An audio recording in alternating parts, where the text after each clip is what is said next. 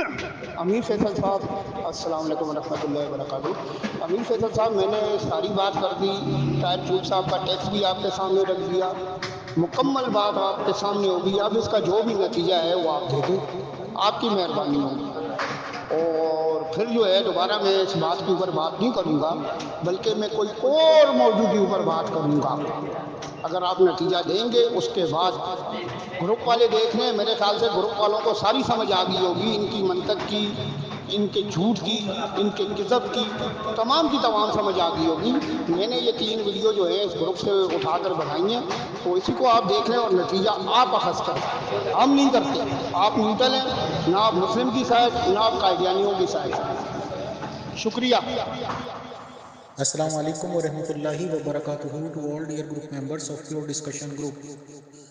1-2 دن ہو گئے، شاید زیادہ ٹائم ہو گیا ہوگا، محترم طاہر پول صاحب اور محترم رضوان شاہ صاحب کی بات چیت چل رہی ہے، اور بات چیت اس ریگارڈنگ آ گئی تھی کہ کیا بائبل شراب پینے کو جائز کہتی ہے، اور کیا مرزا غلام احمد قادیانی صاحب نے یشوع مسیح جی علیہ السلام کے لیے جو شرابی کبابی کے الفاظ استعمال کیے ہیں وہ حق بجانب ٹھہرائے جا سکتے ہیں یا کیا؟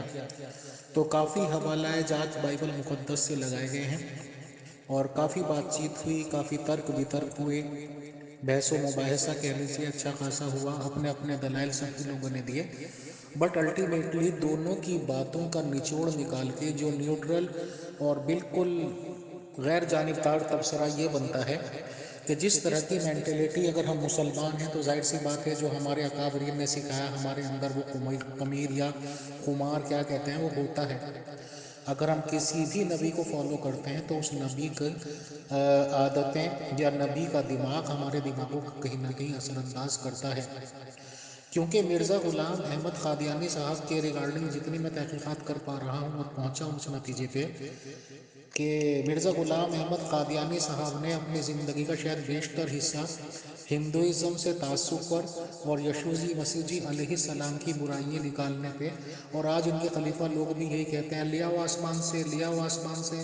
احمدیز لوگوں کو کہتے ہوئے میں نے سنا ہے وہ بہت غلط الفاظ استعمال کرتے ہیں کہ 2000 سال سے جو فرار ہے اسے واپس کیوں نہیں لا جا سکتے، حالانکہ ایک نبی کی توہین ہے، نبی کی انسلٹ ہے۔ اور اگر خدا نخواستہ کسی بھی وجہ سے یہ چیز ثابت ہو جاتی کہ حضرت عیسیٰ جی مسیح جی علیہ السلام شرابی کبابی تھے، تو پھر تو نبوت کا تصور آپ لوگوں کو خود ہی مٹا دینا چاہیے تھا، خود ہی نہیں ماننا چاہیے تھا ان چیزوں کو۔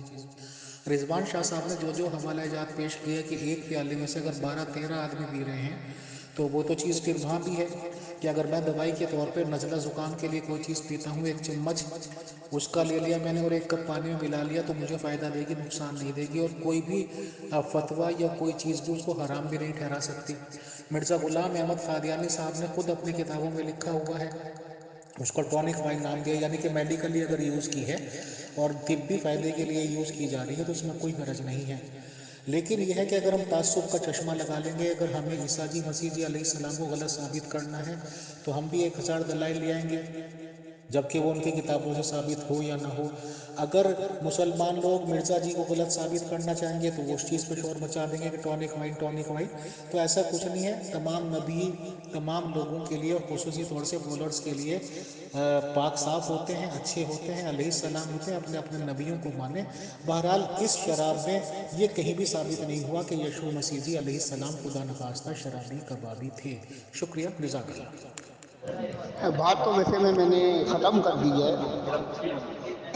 میرا پھر بھی یہی سوال ہے، کیا مسلمانوں کے لیے انگور اور انگور کا شیرہ حرام ہے؟ اگر انگور کا شیرہ حرام ہے تو کیسے حرام ہے؟ اس کا جواب بھی دے دے تو پھر اور نیلے پہ ڈھیلا ہو جائے گا، یقین کریں۔ رضوان صاحب، انگور کا یہ شیرہ وغیرہ مجھے ڈیٹیل زیادہ معلوم نہیں ہے، لیکن انگور بھی ایک بہت اچھا پھل ہے، خدا کی طرف سے دی ہوئی برکت ہے۔ اس کا استعمال کسی بھی ایسی چیز کے لیے کہ جس میں ہمارے قدم نہیں بہکتے، نشے میں ہم پاگل نہیں ہو جاتے، اور اس چیز کے لیے طبی فائدے کے لیے استعمال کرتے ہیں، تو وہ کہیں بھی کسی بھی دھرم میں حرام نہیں ٹھہرا جا سکتی، اور نہ ہی کہیں سے میرے خیال سے حرام ثابت کر سکتے ہیں۔ شکریہ۔